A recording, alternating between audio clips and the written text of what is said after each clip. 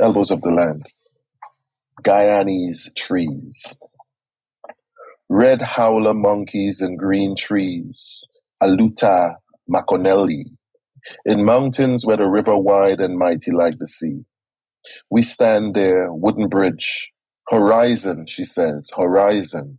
Guyana, right there. Look at the trees.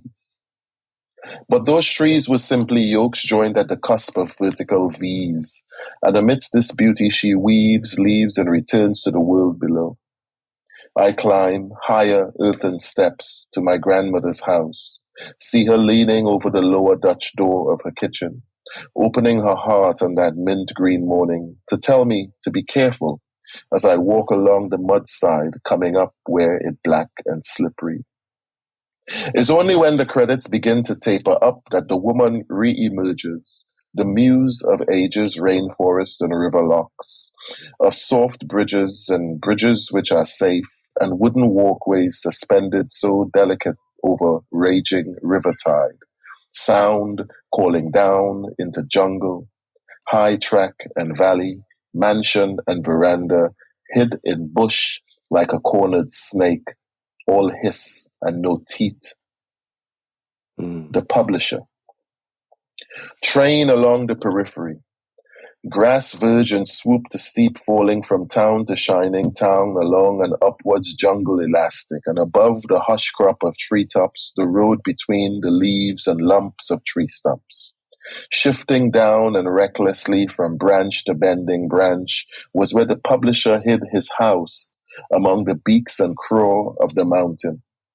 Elbows of the land between each thin vine stretched and showed me reams of unsold books under his coffee table.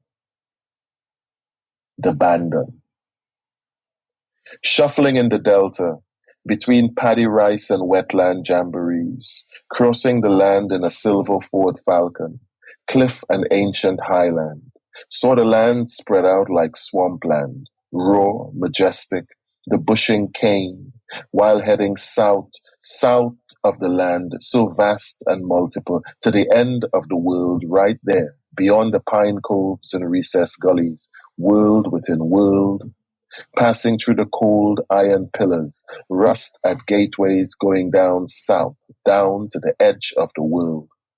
Ghost road to the rim, so we stop, but stopping even once is to fall into the hollow footholds cattle push into the soft country dirt.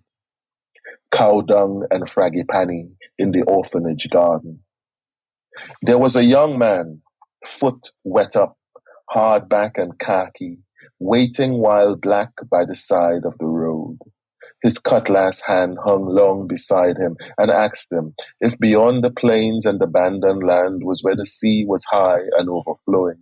Was there the precise overfall and fall over the edge of the world?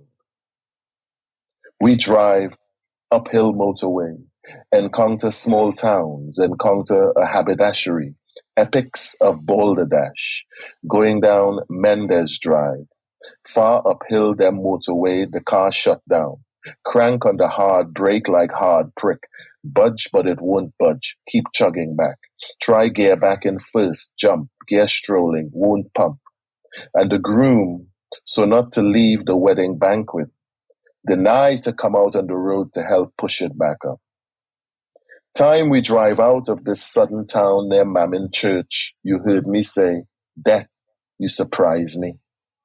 Driven against the death of things is a sign so singular in gesture that its sparkle is etched onto air.